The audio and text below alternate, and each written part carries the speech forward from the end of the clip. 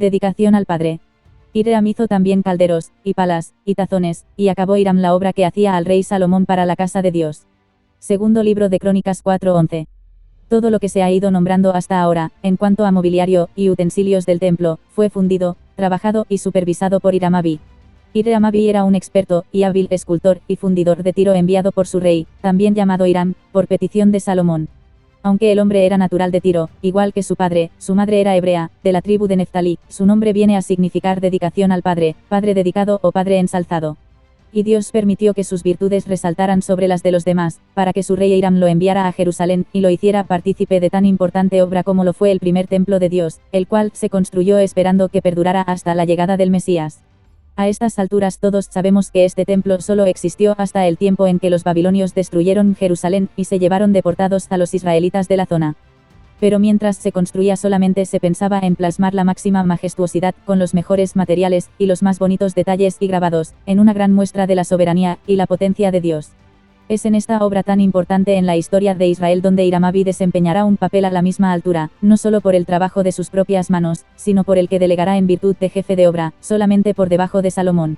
En toda la historia de la humanidad, desde que Adán pecara en adelante, somos testigos de nuestra existencia por la pura gracia de Dios, en su inconmensurable amor y misericordia. Además de permitirnos la subsistencia, a pesar de nuestro pecado, a Dios le plació destacar a algunos hombres que sirvieron como testimonios andantes de su dedicación a Dios, en resultado de su fe.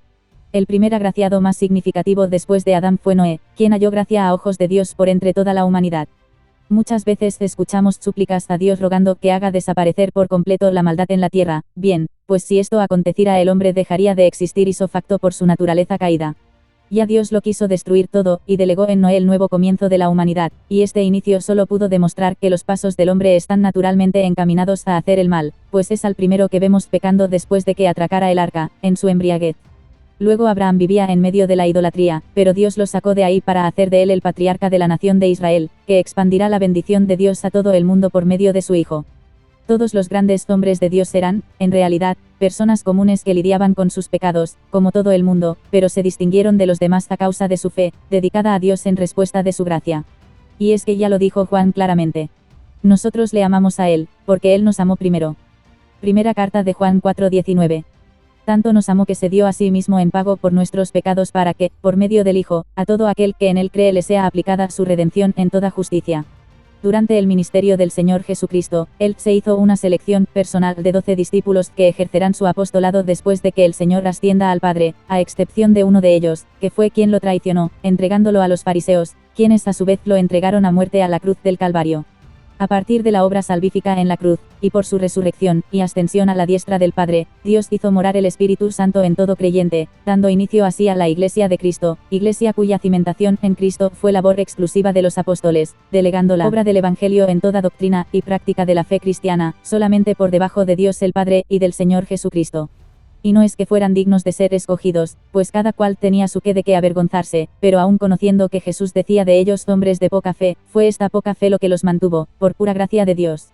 Es esta misma gracia la que experimentamos todos los creyentes, cuando somos pasados de muerte a vida, y puestos a la mayordomía de su inconmensurable amor y misericordia, en testimonio de reconciliación con Dios y salvación, por medio de Jesucristo.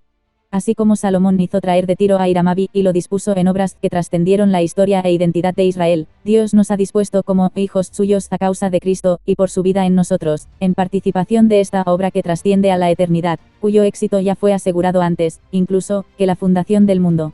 Hoy es día de prestar atención a la dedicación al Padre de todos nuestros pasos, para que no sea la improvisación la que tome parte en los asuntos del Señor, sino que, preparados enteramente por la palabra, y fortalecida nuestra relación con Él en oración, sea el Espíritu encaminándonos en sus designios. Porque por gracia sois salvos por medio de la fe, y esto no de vosotros, pues es don de Dios, no por obras, para que nadie se gloríe, porque somos hechura suya, creados en Cristo Jesús para buenas obras, las cuales Dios preparó de antemano para que anduviésemos en ellas. Efesios 2 del 8 al 10.